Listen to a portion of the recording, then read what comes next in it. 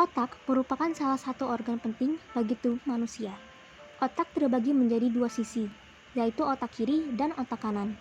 Setiap sisi otak memiliki peran dan fungsi masing-masing dalam mengendalikan seluruh bagian tubuh manusia. Otak merupakan pusat saraf kita. Otak merupakan organ vital dan kompleks yang mengontrol semua sistem tubuh manusia, mulai dari pikiran, ingatan, ucapan, perasaan, penglihatan, pendengaran, gerakan lengan dan kaki, hingga fungsi organ lainnya di dalam tubuh. Teori mengenai perbedaan fungsi otak kiri dan kanan populer sejak tahun 1960-an dari hasil penelitian neuropsikolog Roger Sperry. Ia menemukan bahwa akal manusia terdiri atas dua bagian dan masing-masing bagian otak memiliki fungsi spesial tanpa harus bergantung satu dengan yang lainnya. Otak kiri biasanya berhubungan dengan angka-angka, matematika, dan ilmu sains. Otak kiri juga berhubungan dengan analisa sesuatu dan berpikir secara objektif. Orang yang dominan otak kiri biasanya lebih menyukai simbol dari gambar. Mereka juga pandai berbicara, suka menulis, dan cepat menghafal. Penguasa otak kiri lebih menyukai alasan daripada yang lainnya. Mereka menggunakan logika rasional untuk mengidentifikasi penyebab masalah dan kemudian mempertimbangkan bagaimana menyelesaikannya.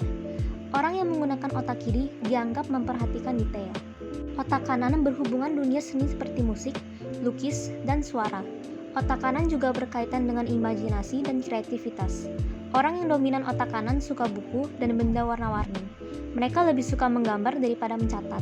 Mereka juga suka melihat dan membayangkan sesuatu secara 3 dimensi dan menggunakan perasaan saat mengambil keputusan. Orang yang menggunakan otak kanan untuk menjadi lebih dominan cenderung menggunakan kreativitas untuk memecahkan masalah. Mereka lebih mengandalkan intuisi dan memahami situasi keseluruhan dengan lebih tepat. Mengetahui otak bagian mana yang lebih dominan dapat membantu kita menyesuaikan cara belajar. Contohnya, jika kita lebih dominan otak kiri, maka dapat lebih efektif belajar menggunakan banyak tulisan, huruf, dan angka.